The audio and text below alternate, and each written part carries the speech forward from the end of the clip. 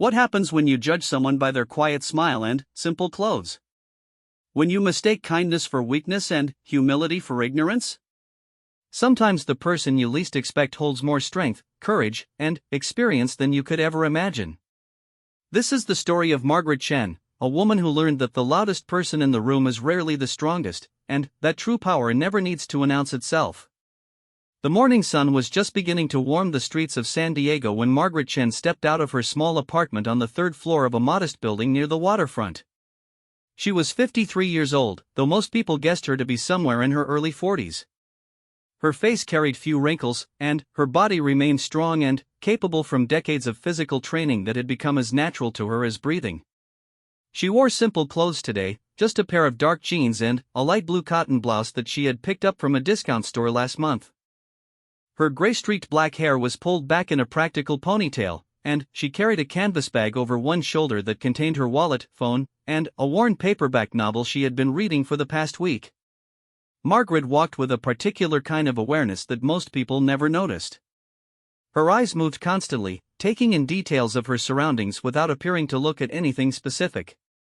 She noted the delivery truck parked across the street, the elderly man walking his small dog near the corner, the group of teenagers gathered by the bus stop scrolling through their phones. This was not paranoia but habit, the result of 20 years spent in situations where noticing the wrong detail too late could mean the difference between life and death. Today was supposed to be a simple day. Her younger sister Linda had called last week with exciting news about her daughter Jessica's engagement party. The celebration was being held at the Ocean View Country Club, a fancy establishment on the outskirts of the city where Margaret had never set foot in her entire life. Linda had married well, as their mother used to say, meaning she had married a man named Richard who came from old money and worked as a senior partner at one of the largest law firms in California. Richard was pleasant enough, though Margaret always sensed a certain discomfort in him whenever they were in the same room. He seemed unsure how to interact with a sister-in-law who had spent most of her adult life doing things he could never quite understand or relate to. Margaret did not mind his awkwardness. She had grown accustomed to existing in spaces between worlds, belonging fully to none of them. In the military, she had been one of very few women to complete the grueling training required to become a Navy SEAL, a fact that had earned her both respect and resentment in equal measure throughout her career. Among civilians, she often felt like an observer watching a play from the wings, understanding the lines and movements but never quite feeling like one of the actors. Even within her own family, she occupied a strange position. Her parents had been proud of her service but had never truly grasped what it meant. Her sister loved her but lived in a world so different from Margaret's own that their conversations often felt like communications between people speaking different languages. The engagement party was scheduled to begin at noon, and Margaret had planned to arrive fashionably late, around 12:30, hoping to minimize the amount of time she would need to spend making small talk with people she did not know. She had purchased a dress for the occasion, a simple navy blue number that the saleswoman had assured her was appropriate for a daytime garden party. Margaret was not confident about such things.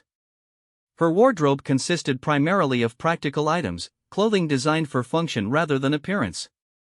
The dress felt foreign against her skin, like wearing a costume. She took the bus to save money on parking and sat near the back, watching the city scroll past the windows. San Diego had changed a great deal since she had first arrived here as a young recruit almost 3 decades ago. New buildings had sprouted up where empty lots used to be. Old neighborhoods had been gentrified, their character scrubbed away and replaced with upscale coffee shops and yoga studios.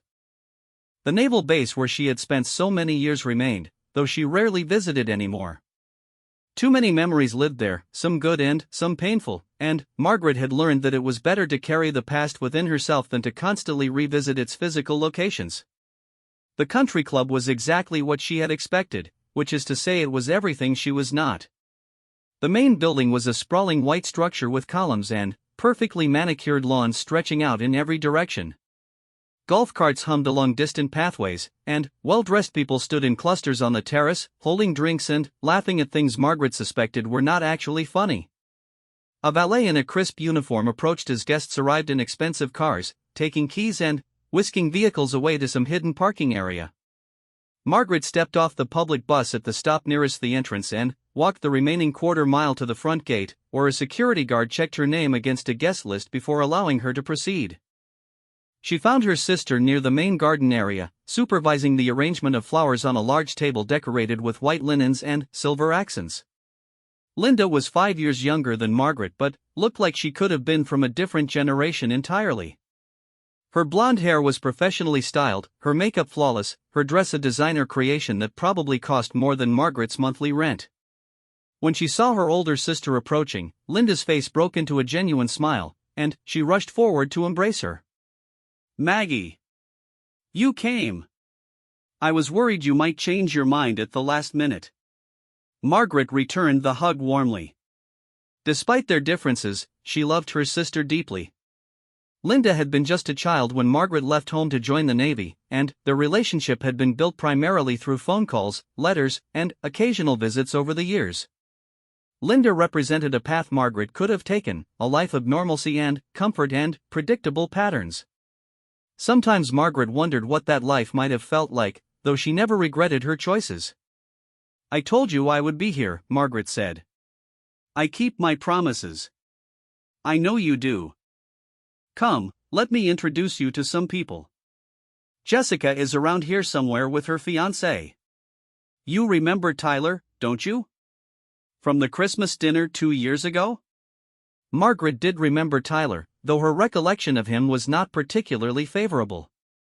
He had spent most of that dinner talking about his cryptocurrency investments and barely acknowledged Margaret's existence beyond a perfunctory handshake. Still, Jessica seemed happy, and that was what mattered. Linda led her through the crowd, making introductions that Margaret promptly forgot. She shook hands with lawyers and doctors and businesspeople, smiled politely at their spouses, and accepted compliments about how nice she looked in her dress. No one asked what she did for a living, which was both a relief and slightly irritating. They simply assumed she was not worth asking, that whatever she did could not possibly be interesting enough to warrant inquiry. At some point, Margaret found herself standing alone near a refreshment table, holding a glass of sparkling water and watching the party unfold around her. She was content with her solitude, had learned long ago to be comfortable in her own company. The conversations happening around her blurred into background noise, snippets of talk about vacation homes and stock portfolios and children attending prestigious universities. It was a different world, one with different concerns and priorities, and Margaret felt no judgment about it. People found happiness in different ways, and she had no interest in comparing her path to anyone else's. The trouble began about an hour into the party, when a group of women gathered near the bar started looking in her direction and whispering among themselves. Margaret noticed immediately, her attention drawn by the furtive glances and poorly concealed pointing. She recognized the body language of people who believed they were being subtle while being anything but. The group consisted of 4 women, all approximately her sister's age, all dressed in expensive clothing and dripping with jewelry. Their leader appeared to be a tall blonde woman with sharp features and a tight smile that never quite reached her eyes. Margaret continued sipping her water, pretending not to notice. She had faced far worse than social scrutiny in her life, had survived situations that would break most people mentally and physically. A group of wealthy women gossiping about her outfit was not worth her concern. Unfortunately, the women were not content to keep their distance. After a few more minutes of whispered conversation and what seemed to be mutual encouragement, they began walking in Margaret's direction. The blonde woman led the way, her heels clicking against the stone patio with each step. Her friends followed in formation, and Margaret almost smiled at the irony of their tactical approach.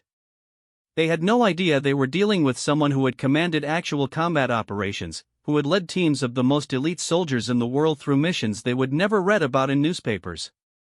"Hello there," the blonde woman said, her voice carrying a sweetness that was obviously artificial. "I don't think we've been introduced. I'm Victoria Hartwell. My husband is Edward Hartwell, of Hartwell Industries. And these are my friends Patricia, Donna, and Claire." Margaret nodded politely at each woman in turn. "Nice to meet you all. I'm Margaret Chun. I'm Linda's sister." Victoria's eyebrows rose slightly, her surprise poorly hidden. "Oh, Linda's sister. We've heard so much about you. Linda mentioned you were in the military? How interesting. The way she said interesting made clear that she found it anything but. Patricia, a redhead with too much makeup, leaned in conspiratorially. We were just admiring your dress. It's very practical. Thank you, Margaret replied, choosing to take the comment at face value even though she understood its true meaning. I'm not much of a fashion person. Clearly, Donna muttered, just loud enough to be heard. Claire giggled. Margaret felt no anger at their rudeness. She had long ago learned to control her emotions, to assess situations without letting feelings cloud her judgment. These women were not threats, merely nuisances. They were bored and privileged and looking for entertainment, and they had chosen her as their target because she was the obvious outsider, the one who did not belong in their carefully curated world. What did you do in the military? Victoria asked, her tone suggesting she expected the answer to be something menial, perhaps a cook or a secretary. Were you one of those people who filed paperwork? Something like that, Margaret said. I always wondered why women joined the military, Patricia added. It seems like such a masculine environment. Didn't you feel out of place? Sometimes, Margaret admitted. But, you learn to adapt. My husband's cousin tried to join the army once, Donna said, wrinkling her nose. He couldn't even finish basic training. Said it was too hard. I can't imagine a woman doing it. Not all women could, Margaret agreed. Not all men could either. Victoria laughed, a sound like breaking glass. Oh, I'm sure they lowered the standards for the women. Didn't they have to do that? Because of all the equality nonsense? Margaret set her water glass down carefully on the table beside her. She took a slow breath, not because she was angry but because she wanted to choose her next words carefully. These women had no idea who she was or what she had accomplished. They saw only what their narrow experience allowed them to see, a middle-aged woman in a cheap dress who did not fit into their world. She could enlighten them, could tell them stories that would wipe the smug expressions from their faces.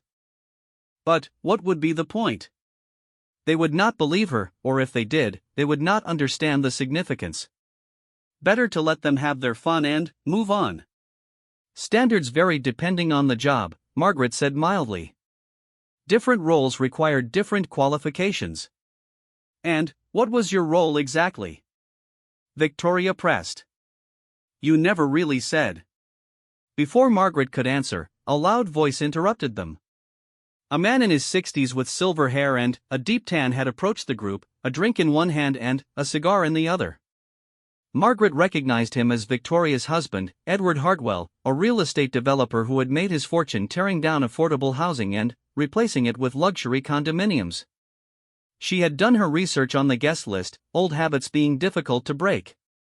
Victoria, are you interrogating our guests again? Edward asked with a laugh that suggested he found his wife's behavior charming rather than rude. Leave the poor woman alone. We're just getting to know Linda's sister, Victoria said sweetly. She was in the military, Edward. Can you believe it? Edward looked at Margaret with new interest, though his expression held more condescension than curiosity. The military, eh? Well, thank you for your service and all that. What branch? Navy, Margaret said. Oh, like my nephew Derek. He's stationed in Hawaii somewhere, living the dream. Probably surfing more than working. Edward laughed heartily at his own joke. What did you do? Communication specialist? Those computer things? Something like that, Margaret repeated. She won't tell us her actual job, Patricia complained. Very mysterious. Probably classified, Edward said, winking. Maybe she was a spy. He laughed again, and the women joined in, clearly finding the idea ridiculous. Margaret smiled politely but said nothing. She had learned long ago that the truth was often the best disguise. People heard what they expected to hear and saw what they expected to see. An ordinary-looking middle-aged woman could not possibly be someone of significance, so therefore she must not be. This assumption had saved her life more than once during her career, when blending into the background meant the difference between mission success and disaster. The conversation might have continued in this uncomfortable vein if not for the arrival of Jessica, the guest of honor, accompanied by her fiancé Tyler. Jessica was a beautiful young woman of 26 with her mother's blonde hair and her father's sharp business sense. She worked in marketing for a tech company and had apparently been dating Tyler for 3 years before he proposed last month on a beach in Bali. Tyler, for his part, was exactly as Margaret remembered him, confident to the point of arrogance, dressed in clothes that screamed wealth, and sporting a smile that seemed designed for photographs rather than genuine expression. "Aunt Maggie!" Jessica exclaimed, pushing past the Hartwells to embrace Margaret. "I'm so glad you could make it. Mom said you were going to be here, but I wasn't sure." "I wouldn't miss your engagement party," Margaret said, genuinely pleased to see her niece. Despite the distance between them, she had always felt a special connection to Jessica. There was a sharpness in the girl's eyes, an intelligence that reminded Margaret of herself at that age. "Congratulations on your engagement." "Thanks. You remember Tyler, right?" Tyler extended his hand, his grip firm but not aggressive. "Mrs. Chen, good to see you again." "It's Ms., actually. And you can call me Margaret." Right. Margaret." Tyler's smile flickered briefly, as if the correction had somehow offended him. "So, enjoying the party?" "It's lovely," Margaret said. "You've both done a wonderful job with everything."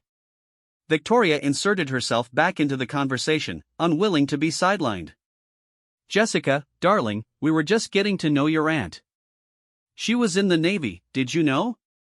"Of course I know," Jessica said. "Aunt Maggie is amazing." "She did 20 years. 20 years!" Patricia exclaimed. "My goodness. Doing what exactly?" Jessica opened her mouth to answer, but Margaret caught her eye and gave a slight shake of her head.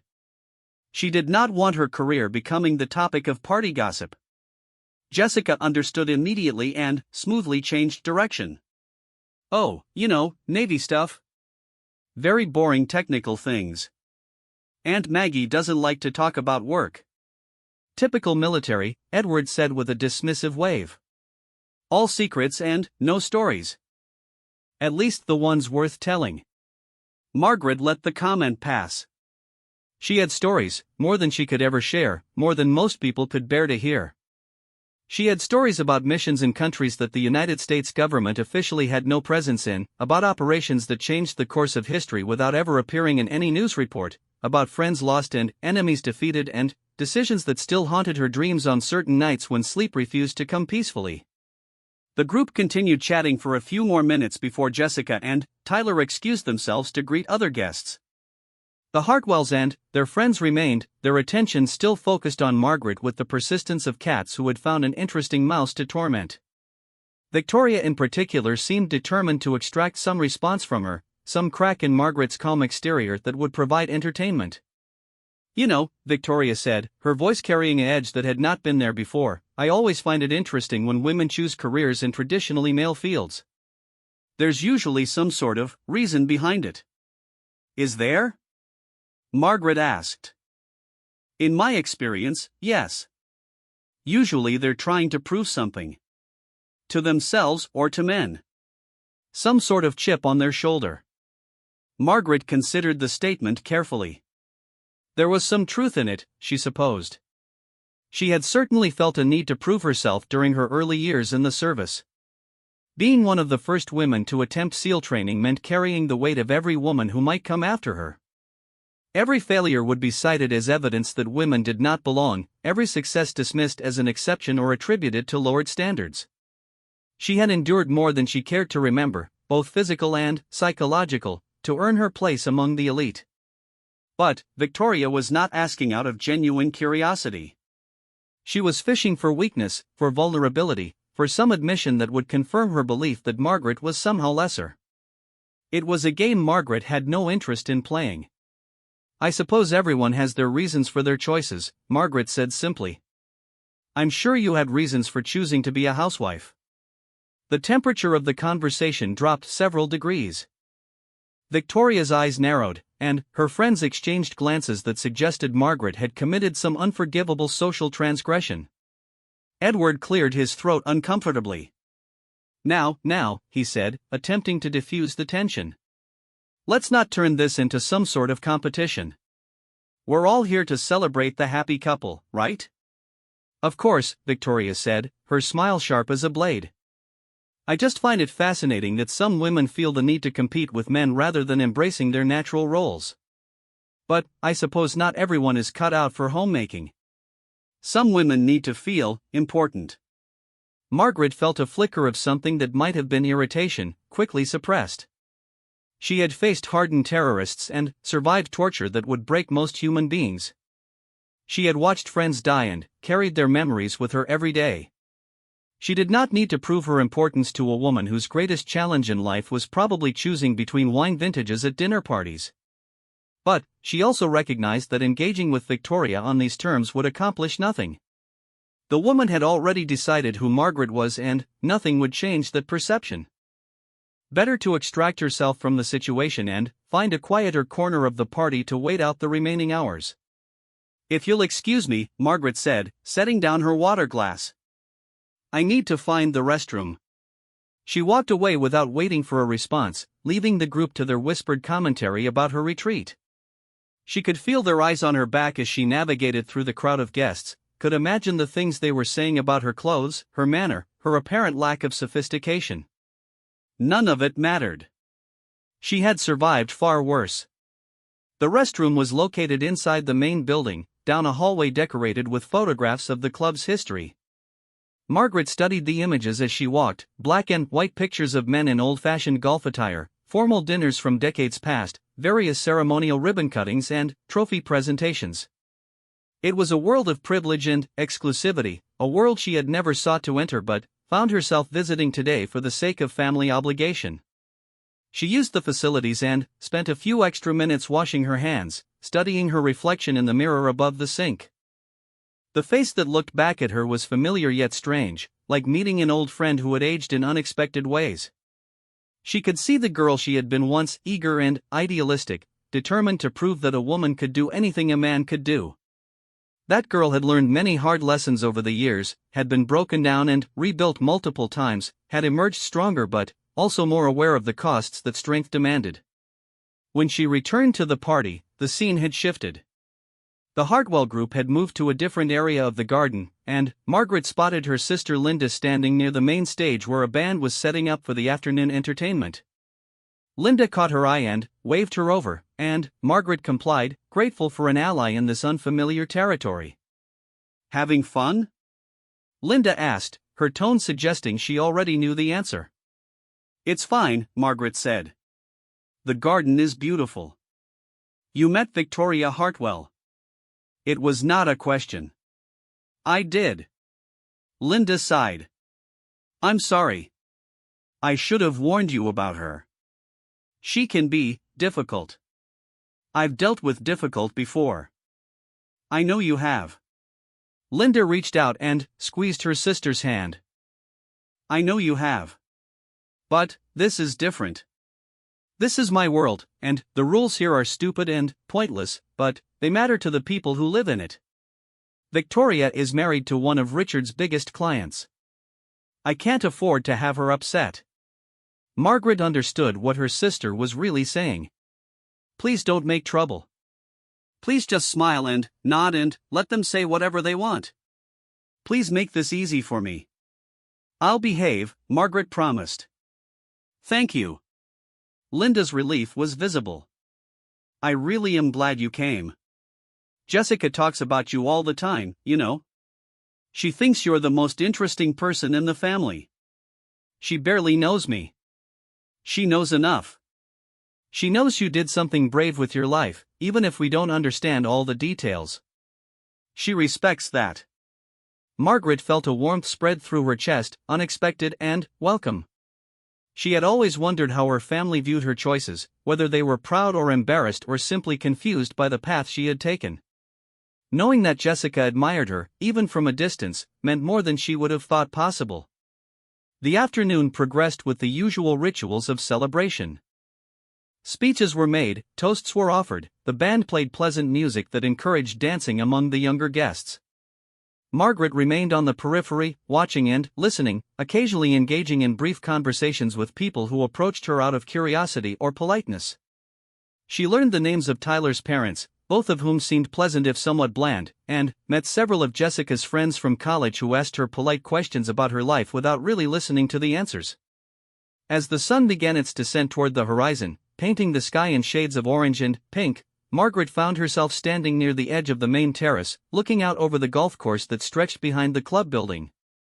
The manicured grass seemed to glow in the evening light, and she could understand, intellectually at least, why people found places like this appealing. There was a manufactured perfection to everything, a sense that nothing bad could happen within these carefully maintained boundaries. Of course, Margaret knew better. Bad things could happen anywhere, at any time. She had seen horror in beautiful places and kindness in ugly ones. The appearance of safety was always an illusion, comforting but ultimately false. The difference between her and most of the people at this party was that she had learned this lesson in the harshest possible classroom. The sound of raised voices drew her attention back to the party. Something was happening near the main tent, a commotion that was attracting attention from guests throughout the garden. Margaret's instincts kicked in immediately, her body tensing for action even as her mind catalogued possible threats. She moved toward the disturbance, weaving through clusters of curious onlookers until she reached the edge of the gathering crowd.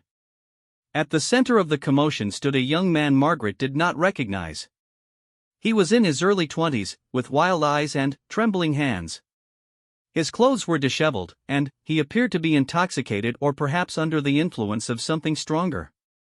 He was shouting at Tyler, who stood facing him with an expression of barely controlled anger.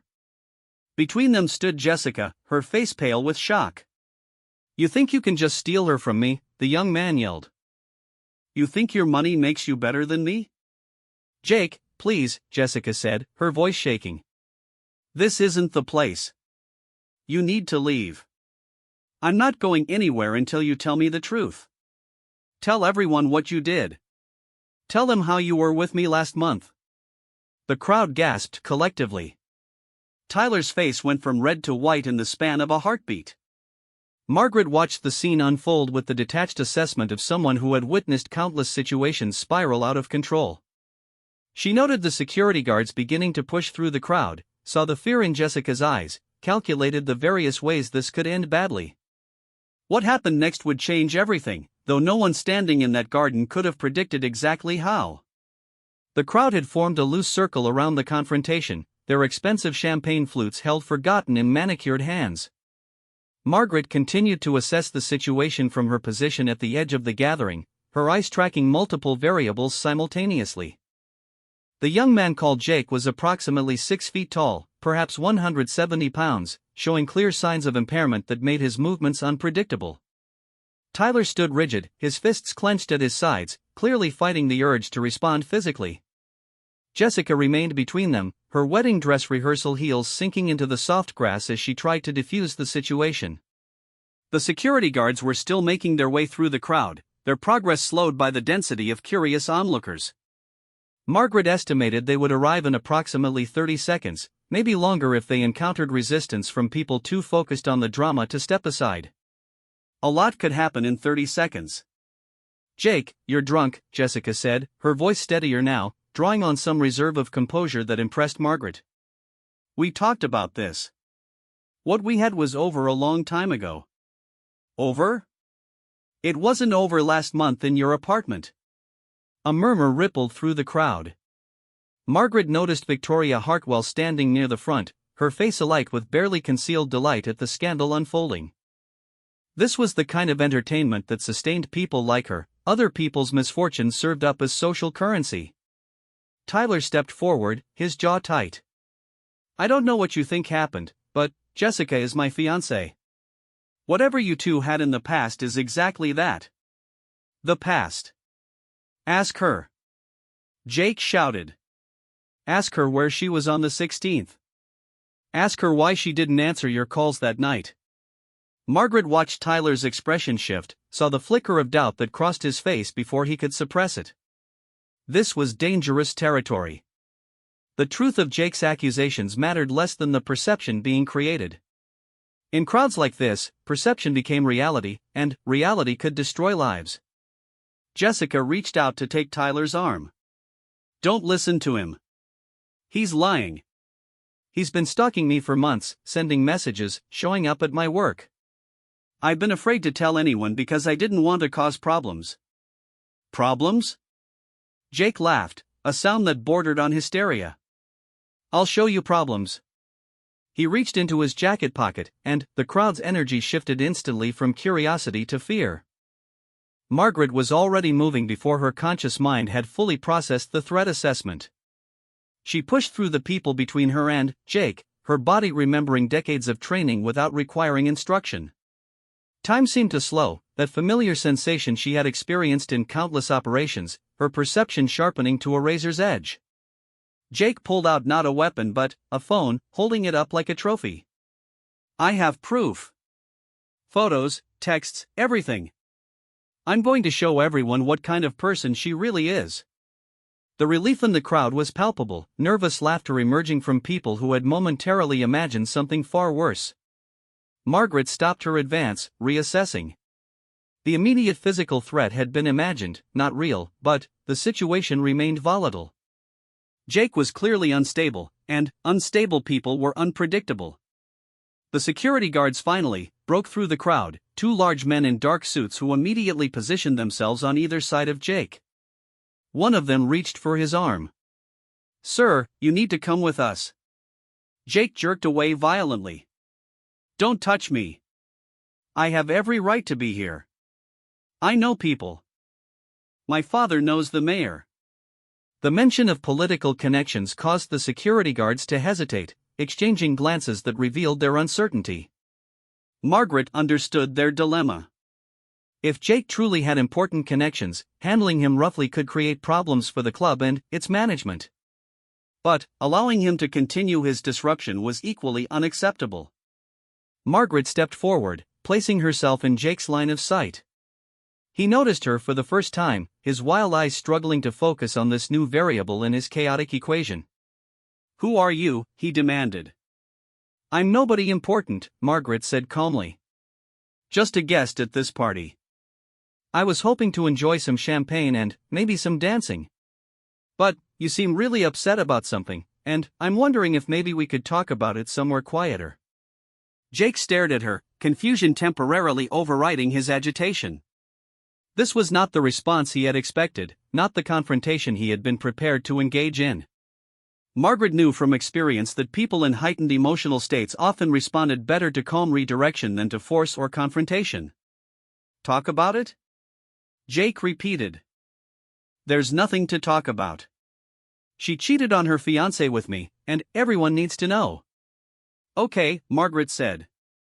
"Maybe she did, maybe she didn't. But, right now, you're making a scene that's going to get you arrested. Is that what you want? To spend the night in jail while everyone here goes back to their champagne and forgets about you in an hour?" Jake's face contorted with conflicting emotions. Margaret continued, keeping her voice low and steady. "I don't know what happened between you and Jessica. That's not my business. But I do know that right now, you have a choice. You can keep shouting and let these security guards drag you out in front of everyone, or you can walk away with whatever dignity you have left and figure out what you really want to do with a clear head." "Why do you care?" Jake asked, some of the manic energy draining from his voice. "You don't even know me." "No, I don't. But I've seen a lot of young men make decisions in moments of anger that destroyed their lives. You don't look like someone who wants to destroy their life tonight." There was a long moment of silence. The crowd watched, riveted by this unexpected development. Margaret held Jake's gaze, projecting a calm certainty that she knew from experience could be as effective as physical force in defusing volatile situations. Finally, Jake's shoulders slumped. The phone dropped to his side, the promised revelations temporarily forgotten. "She was supposed to love me," he said, his voice cracking. "She said she loved me." "Maybe she did," Margaret replied. "Maybe she still does, in some way. But love isn't always enough, and sometimes people move in different directions. That's not your fault or hers. It's just how life works. The security guards looked at each other, then at Jake, then back at Margaret. One of them made a slight gesture, inviting her to continue whatever she was doing. "How about you let these gentlemen walk you to your car?" Margaret suggested. "No handcuffs, no arrest, no record. Just a quiet exit, and tomorrow you can figure out your next steps without tonight's mistakes hanging over your head." Jake nodded slowly, the fight gone out of him. He allowed the security guards to flank him, walking between them toward the club's exit without resistance. The crowd parted to let them through, and Margaret watched until they disappeared around the corner of the main building. The silence that followed lasted only a few seconds before the party resumed its normal rhythm. People turned back to their conversations, some casting curious glances at Margaret as they did so. The entertainment was over, and, like all entertainment, it was quickly forgotten in favor of the next distraction. Margaret felt a hand on her arm and turned to find Linda standing beside her, eyes wide with a mixture of relief and something that might have been awe. "That was incredible," Linda whispered. "How did you do that?" "I just talked to him." "It wasn't just talking. You? I don't know. You became something different for a moment. Something commanding." Margaret shrugged, uncomfortable with the attention. "He was scared and hurt and lashing out. Most people in that state just need someone to acknowledge their pain. It's not complicated." "It looked complicated. It looked like you knew exactly what you were doing." Before Margaret could respond, Victoria Hartwell appeared before them, her expression unreadable. The other women from her group hovered behind her, their earlier smugness replaced with something more cautious. "That was quite a performance," Victoria said. "Do they teach conflict resolution in the Navy now?" "They teach a lot of things," Margaret replied. Victoria's eyes narrowed, studying Margaret with renewed interest. "You know, when I first saw you, I thought you were just Linda's eccentric sister who couldn't afford proper party attire. But maybe I underestimated you." "Maybe you did." There was a challenge in Victoria's gaze now, a recognition that Margaret was not the easy target she had initially assumed. Margaret met the challenge without flinching, without aggression, simply with the quiet confidence of someone who had nothing to prove. "Well," Victoria said finally, "the party seems to be continuing. I suppose we should rejoin the festivities." She walked away without waiting for a response, her entourage following in her wake. Margaret watched them go, then turned back to her sister. "I think I made an impression," she said dryly. Linda laughed, the tension breaking. "I think you did. Thank you for handling that. I don't know what would have happened if you hadn't stepped in. Someone else would have eventually. I just got there first." "No."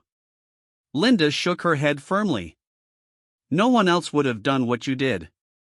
They would have waited for security or made things worse or just watched. You actually helped him. Even after what he did to Jessica's party." Margaret thought about that. She had not helped Jake out of kindness, not exactly. She had helped him because it was the most efficient way to resolve the situation, because her training had taught her that de-escalation was almost always preferable to conflict. But maybe the distinction did not matter as much as the outcome. Jessica appeared beside them, her makeup slightly smeared from crying but her composure largely restored. Tyler stood a few feet away, talking quietly with his parents. The revelations Jake had promised to share hung in the air like unresolved questions, but, for the moment at least, the crisis had been averted. "Aunt Maggie," Jessica said, embracing Margaret tightly. "Thank you. I don't know what I would have done if everyone had seen." "It's okay," Margaret assured her. "It's over now." "Is it true?" Linda asked quietly, glancing around to make sure they were not overheard. "What he said about last month." Jessica's face crumpled briefly before she regained control. "It's complicated. We were on a break, Tyler and I. He wanted time to think about the engagement, about us. Jake and I, it was a mistake. I knew it was a mistake even while it was happening. But Tyler doesn't know, and if he finds out. That's not for me to judge, Margaret said. That's between you and Tyler. But what if Jake comes back? What if he actually shows people those photos and messages? Margaret considered the question. In her experience, people who threaten to reveal damaging information often lacked the courage to follow through. The threat itself was the weapon, and, once it was diffused, the power behind it diminished. But she could not be certain, and certainty was what Jessica needed right now. Do you want my honest advice? Margaret asked. Jessica nodded. Tell Tyler yourself. Tonight, if possible. Control the narrative before someone else does. It will be hard, and he might not react well, but it's better than living in fear of what Jake might do. I can't. He'll call off the wedding. Maybe. Or maybe he'll appreciate your honesty and understand that relationships are complicated. You won't know until you try. Jessica looked toward Tyler, who was still deep in conversation with his parents. Her expression held a mixture of love and terror, the look of someone standing at the edge of a cliff, trying to decide whether to jump. I'll think about it, she said finally. But not tonight. Tonight I just want to pretend everything is normal. Margaret understood that impulse. She had felt it many times throughout her career, the desire to postpone difficult decisions, to maintain illusions of normalcy for just a little while longer. Sometimes that impulse was healthy, a necessary preservation of mental resources for challenges ahead. Other times it was merely delay, and delay had a way of making problems worse. The party continued for several more hours, though the festive atmosphere had been muted by the earlier confrontation. Margaret found a quiet corner of the garden and sat on a bench, watching the sun complete its descent and the string lights begin to glow against the darkening sky. She was tired, more tired than the day's activities would seem to warrant. Something about being surrounded by so many people, managing so many social interactions, drained her in ways that physical exertion never did. Her phone buzzed in her bag, and she retrieved it to find a text message from an old friend, Marcus Thompson. Marcus had served with her during her SEAL years, had been part of her team during some of the most dangerous operations either of them had ever faced. They did not speak often, but when they did, it was with the ease of people who had shared experiences that words could never fully capture. Heard you're at a fancy party today, the message read. Don't do anything I wouldn't do. Margaret smiled and typed back, too late. Already de-escalated a domestic incident in front of 200 witnesses. The response came quickly, that's my girl. Need backup? Negative. Situation under control. Just counting the minutes until acceptable departure time. Roger that. Drinks later this week? Have something to discuss. Margaret agreed and put the phone away. Marcus's cryptic final message intrigued her. He was not one for dramatic hints, which meant whatever he wanted to discuss was probably significant. She filed the curiosity away for later consideration and returned her attention to the party. Linda found her again around 8 o'clock, looking frazzled despite her careful makeup. The caterers are having some kind of crisis in the kitchen, and Richard is talking business with the Hartwells, and Jessica is crying in the bathroom. I don't suppose you could. Which one do you want me to handle? Margaret asked, already rising from the bench. Jessica. Please. I would go myself, but I really need to deal with this food situation before we're supposed to serve dinner. Margaret nodded and made her way to the building's interior, following the signs to the women's restroom. She found Jessica alone, sitting on a velvet bench in the elegantly appointed lounge area, mascara running down her cheeks in dark rivers. He knows, Jessica said before Margaret could speak. Someone told him. One of Victoria's friends overheard what I said to you and Mom, and she told Tyler. Margaret sat down beside her niece, close enough to offer comfort but not so close as to invade her space. What did he say? He's furious. He said the engagement is off. He said I humiliated him in front of everyone. Jessica's voice broke into a sob. It's over. Everything is over. Margaret waited, letting Jessica cry without interruption. She had learned that sometimes people needed to release their emotions before they could think clearly, and anything she said now would only delay that process. After several minutes, Jessica's sobs subsided into hiccups, and she looked at Margaret with red-rimmed eyes. What am I going to do? What do you want to do? I want to go back in time and not be so stupid. I want Jake to have never shown up. I want Tyler to forgive me. Those are things you can't control. What about the things you can? Jessica considered this, wiping her face with a tissue from a nearby dispenser. I could try to talk to Tyler. Explain that it happened during our break, that it didn't mean anything. Would that be true? That it didn't mean anything? I don't know. Maybe. I was lonely and scared and Jake was there. But I love Tyler. I know I love Tyler. Margaret chose her next words carefully. Love is complicated. It's possible to love someone and still make choices that hurt them. The question is whether you and Tyler can find a way forward together, or whether this is something that will always be between you. You sound like you're speaking from experience. Margaret thought of David, of the relationship she had tried to maintain during her years of service, of the way it had slowly crumbled under the weight of absences and secrets and the impossibility of truly sharing her life with someone who could never understand it. I am, she admitted. What happened? If you don't mind me asking. I was married once. A long time ago. He was a good man, a teacher. He knew I was in the Navy but didn't know exactly what I did. The lies became too heavy, and eventually he couldn't carry them anymore. Neither could I. Do you regret it? The divorce, I mean? Sometimes. But I also know it was the right thing for both of us. He deserved someone who could be present, truly present, in his life. And I couldn't be that person while also being the person the Navy needed me to be. Jessica was quiet for a moment, processing this information. Do you think I should fight for Tyler? Or let him go? That's not for me to decide. But I think you should be honest with yourself about what you want, and then be honest with him. The outcome might not be what you hope for, but at least you'll know you faced it with integrity. A knock on the door interrupted them. Linda's voice came through the wood. Jessica? Honey? Tyler wants to talk to you. Jessica looked at Margaret with sudden panic. I can't. I'm not ready. You don't have to be ready. You just have to be present. One word at a time, one breath at a time. You can do this. Jessica took a deep breath, squared her shoulders, and stood. She looked at her reflection in the mirror, grimaced at the state of her makeup, and made a quick effort to repair the damage. How do I look?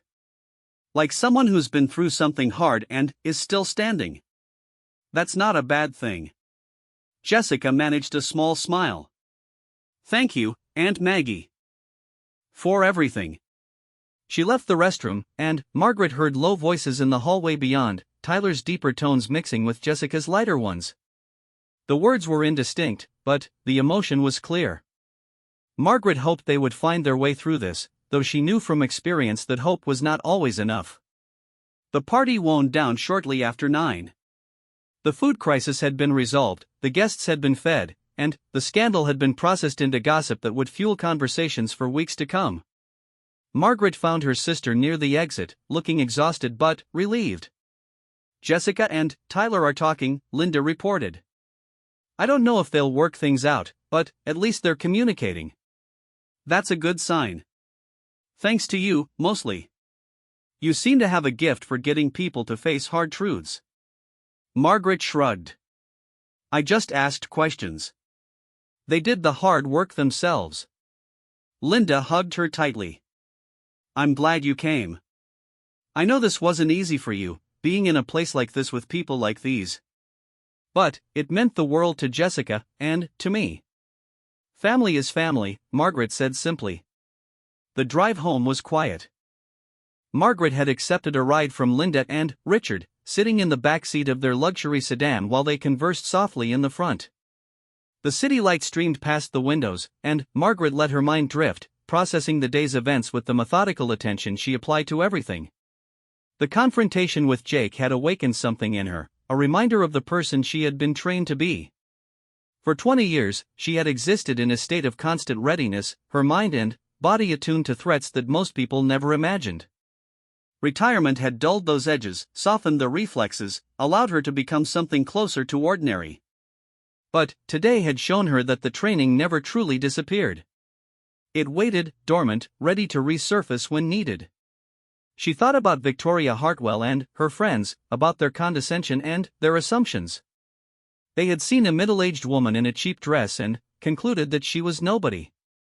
They had not seen the countless hours of training, the missions completed against impossible odds, the decorations she had been awarded in secret ceremonies attended only by those with the highest security clearances.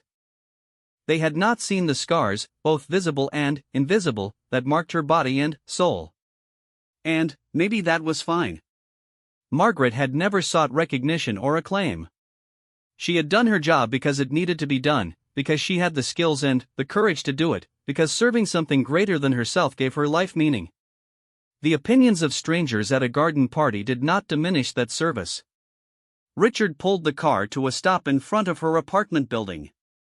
Margaret thanked them both for the ride and climbed out into the cool night air. The building looked exactly as it always did, unremarkable and practical, a place to sleep and eat and exist between moments of significance. She took the stairs to the third floor, letting herself into her apartment with the familiar motion of key and lock. The space was small and simply furnished, containing only what she needed and nothing more. A bed, a dresser, a small table with 2 chairs, a bookshelf filled with worn paperbacks. On the walls hung a few photographs, her parents on their wedding day, Linda and Richard with young Jessica, a group shot of her SEAL team taken on some beach in some country she was not permitted to name. Margaret changed out of her dress and into comfortable clothes, then poured herself a glass of water and sat by the window. The city stretched out before her, lights twinkling like earthbound stars. Somewhere out there, Jessica and Tyler were having a conversation that would determine the shape of their future. Somewhere, Jake was nursing his wounds and perhaps regretting his actions. Somewhere, Victoria Hartwell was recounting the day's drama to whoever would listen, spinning the story to cast herself in the most favorable light. And here Margaret sat, alone but not lonely, tired but not defeated. She had done what she could for the people who crossed her path today. Tomorrow would bring new challenges, new opportunities to make a difference in small ways or large. That was the nature of life, an endless series of moments strung together, each one offering a choice about what kind of person to be. Her phone buzzed again. Marcus, following up on his earlier message, still thinking about those drinks. Tuesday work for you? Margaret typed her response, Tuesday works. Same place as last time? Roger. See you at 1800. She set the phone aside and finished her water, then made her way to bed. Sleep came quickly, as it usually did, her body having learned long ago to rest when rest was available. Her dreams were quiet that night, free of the usual visitors from her past, the faces of friends and enemies that sometimes populated her unconscious hours. The next morning dawned gray and overcast, a typical San Diego January day that hinted at rain without quite delivering. Margaret woke at her usual time, 5:30, and went through her morning routine with practiced efficiency. A brief workout in her living room, push-ups and sit-ups and stretches that kept her body functional if not quite at its former peak. A shower, simple breakfast, coffee strong enough to wake the dead. She checked her phone and found a message from Linda. Jessica and Tyler talked until 3 a.m. Wedding is back on. They're going to couples counseling. Thank you for everything yesterday. Love you. Margaret smiled at the screen. It was a good outcome, better than she had expected. Young people had a resilience that older people sometimes forgot they once possessed, an ability to bend without breaking, to find new paths when old ones were blocked. The week passed in its usual rhythm. Margaret volunteered at a local veterans center on Monday and Wednesday, helping other former service members navigate the bureaucracy of benefits and healthcare. She read, she walked, she maintained the quiet existence she had built for herself since retirement. The party and its drama faded into memory, becoming just another story from a life full of stories. Tuesday evening arrived, and Margaret made her way to a small bar near the waterfront that she and Marcus had been frequenting for years. It was a dive by most standards, the kind of place that did not attract tourists or young professionals, which was precisely why they liked it. The bartender knew them by name but asked no questions, and the other regulars minded their own business. Marcus was already there when she arrived, sitting in their usual booth near the back. He was a large black man in his late 50s, his gray hair cropped close to his skull, his face weathered by years of sun and stress. They had met during her second year of SEAL training, when she was one of 3 women attempting a program that had been designed specifically to break people. Marcus had been an instructor, and his support during those grueling months had made the difference between success and failure more times than she could count. "You look good," Marcus said as she slid into the seat across from him. "Fancy party didn't kill you." "It tried. I survived." He chuckled and signaled the bartender for 2 beers. "Heard about your performance. Word gets around." "Word from where?" "Who talked?" "Richard's firm does some work for a company I consult with. One of the lawyers was at the party. Said some woman in a cheap dress talked down a crazy ex-boyfriend like it was nothing." Margaret shook her head. "It wasn't nothing. It was just de-escalation. Basic stuff. Basic stuff for us, maybe. Not for civilians." Marcus accepted the beers from the waitress and slid one across the table. "But that's not what I wanted to talk about." "I figured." "What's going on?" Marcus took a long drink, seeming to gather his thoughts. "Got a call last week from an old contact. Someone I worked with back in the day, now pretty high up in the chain. They're putting together a task force, something unofficial. Looking for people with our specific skill set." Margaret felt a familiar stirring, a mix of interest and wariness. "What kind of task force?" "Can't say too much. But it involves a situation overseas that's getting complicated. They need experienced operators who can work independently, think on their feet, handle problems without creating bigger problems." "And they thought of me?" "They thought of us. Both of us. A team, like the old days." Margaret took a drink of her beer, buying time to think. She had been retired for 3 years, had deliberately stepped away from the world of operations and missions and secrets. The transition had not been easy, and there were still nights when she woke up reaching for a weapon that was not there, still moments when ordinary sounds triggered adrenaline responses she could not fully control. But she had made peace with her new life, had found ways to be useful that did not require violence or deception. "I'm out," she said finally. "You know that." "I know. And if you say no, I'll respect it. But I thought you should have the option. This one is important, Maggie. Lives are at stake, and the people currently handling it are making a mess of things. Lives are always at stake. That's the nature of the work." "True. But these are specific lives. People we failed to protect when we had the chance. This is about making that right." Margaret studied her old friend's face, reading the tension behind his casual expression. Whatever this was, it mattered to him in a way that went beyond professional obligation. There was a personal element, something he was not fully disclosing. "Who?" she asked. "Who are we talking about?" Marcus hesitated, then reached into his jacket and pulled out a photograph. He slid it across the table, and Margaret picked it up, examining the image. It showed a group of people standing in front of a modest building, smiling at the camera. Men, women, and children of various ages, clearly a family or extended community of some kind. "A village in northern Syria," Marcus explained. "We provided security for them during a mission about 15 years ago. Promised we would come back if they ever needed help. Things got complicated, the mission ended, and we never went back. That wasn't our call. We followed orders." "I know. But, orders or not, we made a promise. and now they need help. The whole village is being threatened by a local warlord who wants their land. They reached out through old channels, hoping someone would remember. Margaret looked at the photograph again, at the faces of people she had never met but whose safety she had apparently guaranteed at some point during her career. The memory was vague, one mission among many, but the implications were clear.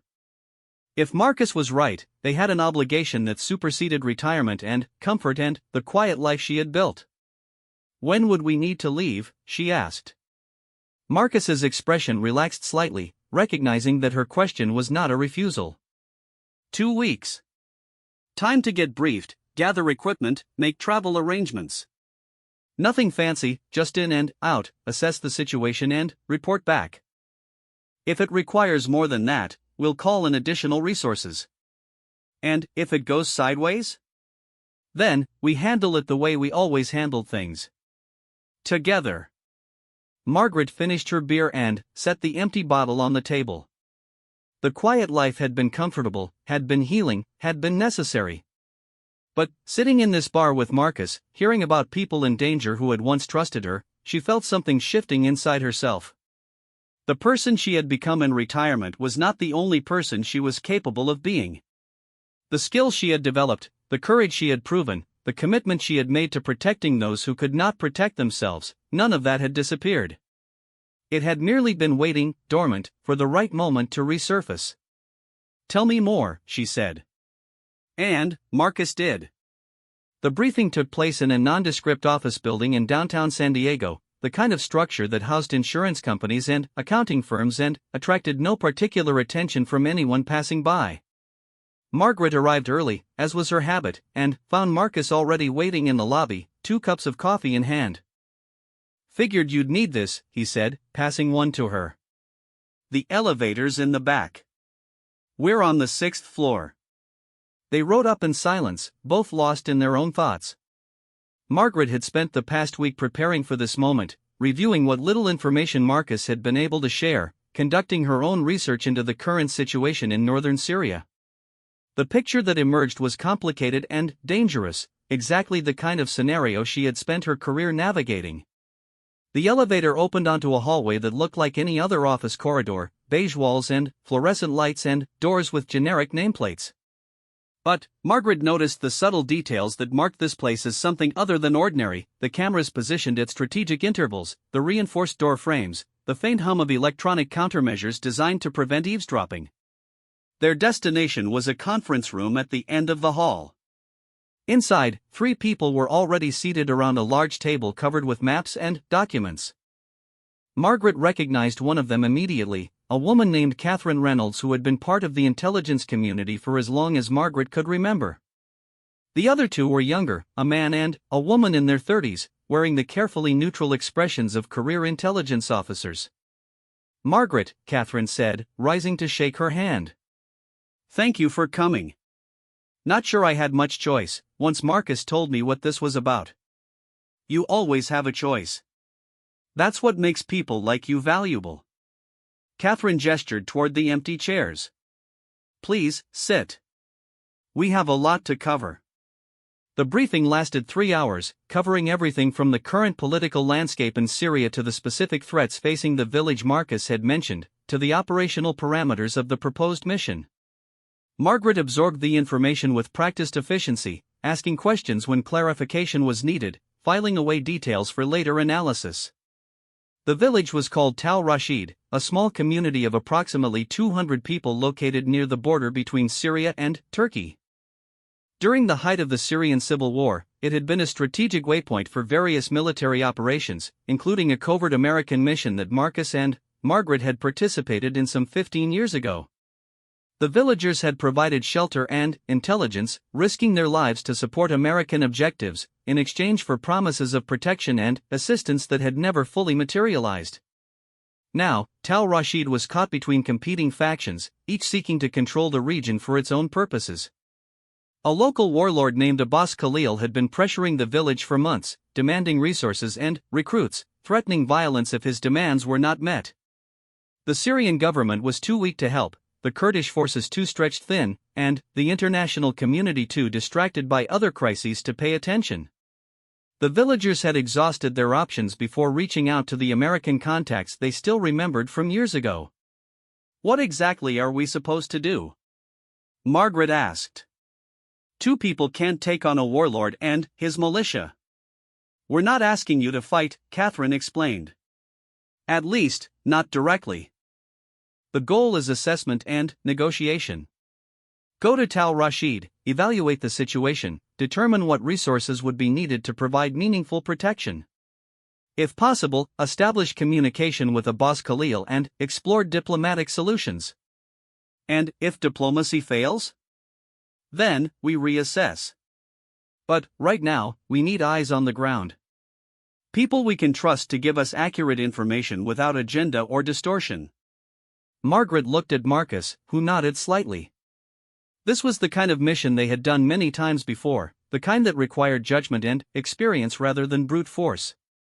It was also the kind that could go wrong in countless ways, leaving them stranded in hostile territory with no support and no extraction plan. "Travel arrangements?" Margaret asked. "You'll fly commercial to Istanbul, then make your way overland to the border.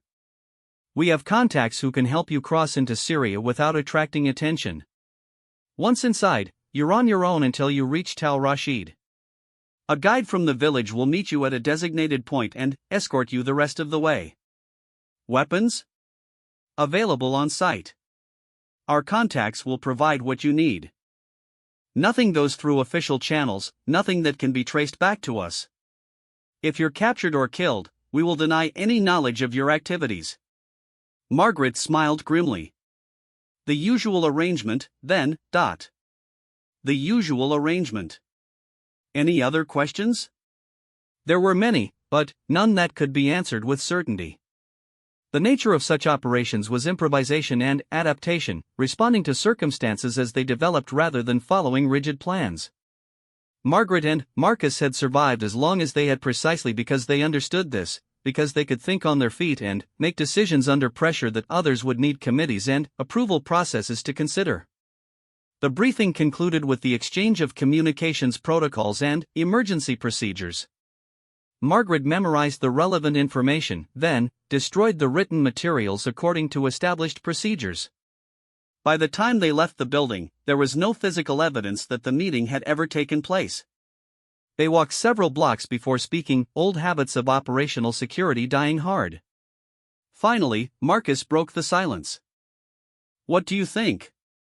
"I think this is exactly as dangerous as it sounds. Maybe more." "Does that change your answer?" Margaret considered the question. The smart thing would be to walk away, to return to her quiet life and let someone else deal with this problem. But she kept seeing the faces in that photograph, the people who had trusted her and her country 15 years ago. They had kept their end of the bargain, and America had not kept its end. That failure was not her personal responsibility, but it felt personal nonetheless.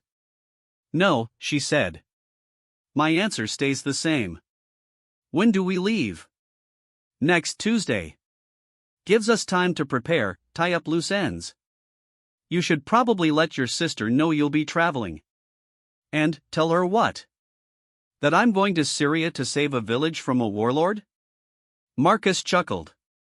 "Maybe just say you're taking a vacation. Somewhere with limited cell service." The week that followed was one of preparation and transition. Margaret arranged for her mail to be held, paid her rent several months in advance, and drafted a letter to Linda that would only be delivered if she failed to return. The letter contained no explanations or apologies, just a simple statement of love and a hope that her sister would understand the choices Margaret had made. She also made time to visit Jessica, who was in the midst of wedding planning with renewed enthusiasm. The crisis at the engagement party had become a turning point rather than an ending, forcing Jessica and Tyler to confront issues they had been avoiding and emerging stronger for it. Margaret listened to her niece describe flower arrangements and seating charts, offering encouragement while carefully revealing nothing about her upcoming journey. "You seem different," Jessica observed during their lunch together. "More focused or something." "Do I?" "Yeah. Like you're thinking about something important but not sharing what it is." Margaret smiled. "I'm always thinking about something. It's an old habit. Is everything okay? You're not sick or anything, are you? I'm fine. Perfectly healthy. Just dealing with some personal matters that require attention. Jessica studied her aunt's face, clearly unconvinced by the vague answer but too polite to press further. Well, whatever it is, I hope it works out. And, thank you again for everything at the party. Tyler and I both agree that you probably saved our relationship. You saved it yourselves. I just asked a few questions. That's not how it felt from our end. They parted with a long embrace, and Margaret walked away feeling the weight of unspoken farewells. There was always a chance, however small, that she would not return from this mission. Every operation carried risks, and age had not made her immortal. If this was the last time she saw Jessica, she wanted the memory to be a good one. The flight to Istanbul was uneventful, the kind of long-haul journey that Margaret had made dozens of times during her career. She and Marcus traveled separately for the first leg, meeting up at a small hotel near the airport after clearing customs. Their luggage contained nothing suspicious, just the typical belongings of middle-aged tourists exploring a foreign country. From Istanbul, they took a bus to a town near the Syrian border, then made contact with the network of smugglers and guides who moved people and goods across the increasingly porous frontier. The man assigned to take them across was named Yusuf, a weathered Turkish farmer who supplemented his income by helping people navigate the dangerous landscape. He asked no questions about their purpose, accepting payment and providing service with the professional detachment of someone who had seen too much to be surprised by anything. The crossing happened at night, through a stretch of farmland that straddled the border between countries. They walked for hours in darkness, guided only by Yusuf's intimate knowledge of the terrain. Margaret's body remembered the rhythms of night movement, the careful placement of feet, the constant awareness of surroundings, the controlled breathing that maintained stamina without creating audible noise. By dawn, they were in Syria, resting in an abandoned barn while Yusuf made contact with their next guide. The air smelled of dust and distant smoke, and the horizon showed plumes of dark clouds that might have been weather or might have been the aftermath of violence. Margaret ate a field ration and cleaned her equipment, keeping her mind focused on immediate tasks rather than larger concerns. Their Syrian guide arrived midday, a young man named Hassan who claimed to be from Tal Rashid itself. He was nervous in a way that suggested he was not accustomed to this kind of work, which Margaret found somewhat reassuring. Professionals could be bought or compromised, but amateurs usually lacked the sophistication for betrayal. The village is 2 days' walk from here, Hassan explained as they prepared to depart. We must avoid the main roads. Abbas Khalil has checkpoints everywhere. Tell us about Khalil, Marcus said. What kind of man is he? Hassan's expression darkened. He was a teacher before the war. Mathematics.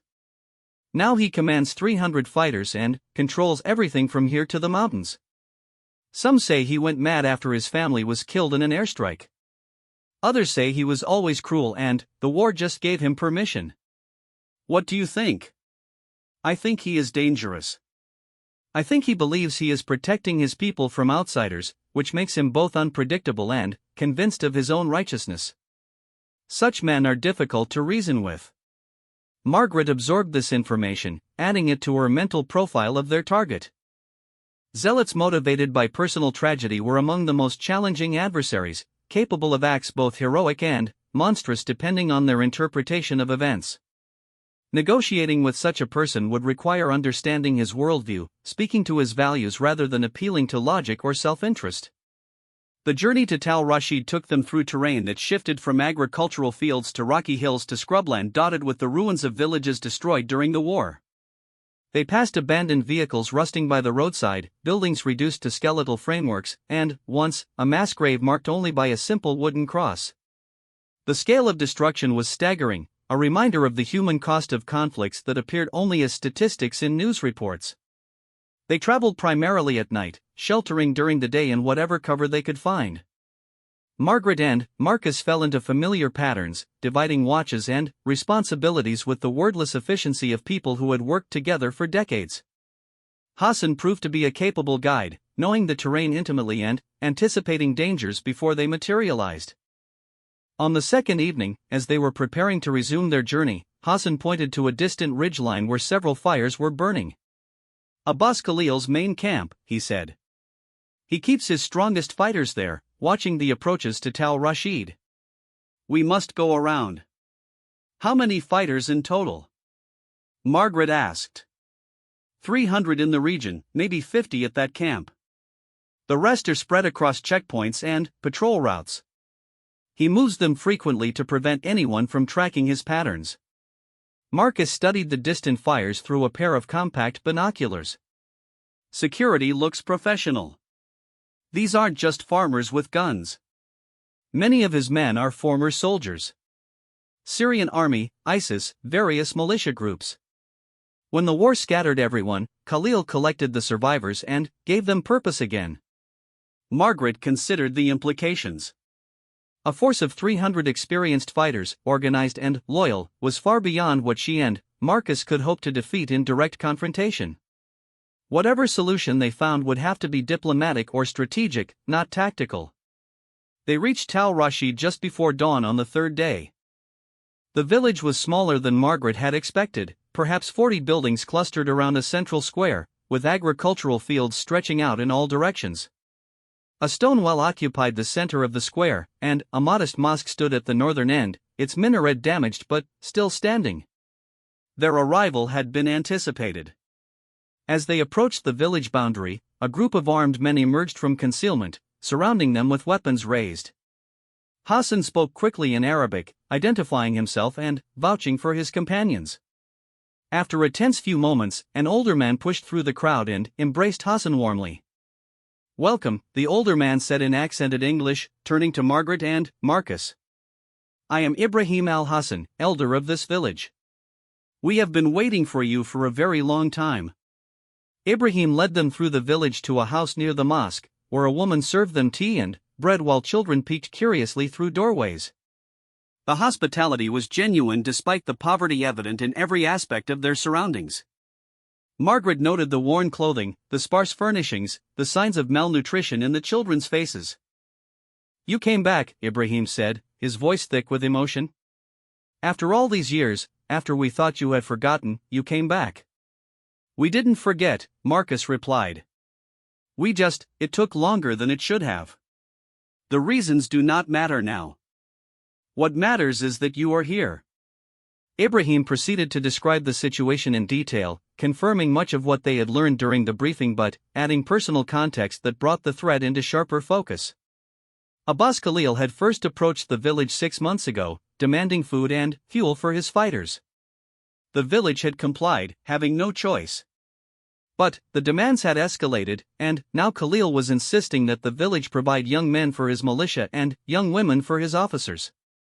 "We have refused," Ibrahim said. "And now he threatens to destroy us.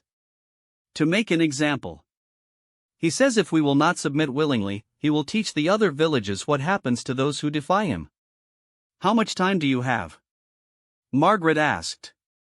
"He has given us until the end of the month." 10 days. Margaret exchanged a glance with Marcus. 10 days was not much time to negotiate with a warlord or to arrange any kind of meaningful intervention. Whatever they were going to do, they would need to do it quickly. "We want to meet with Khalil," Marcus said. "Directly. Can that be arranged?" Ibrahim looked startled by the suggestion. "You wish to walk into his camp? He would kill you immediately." 3.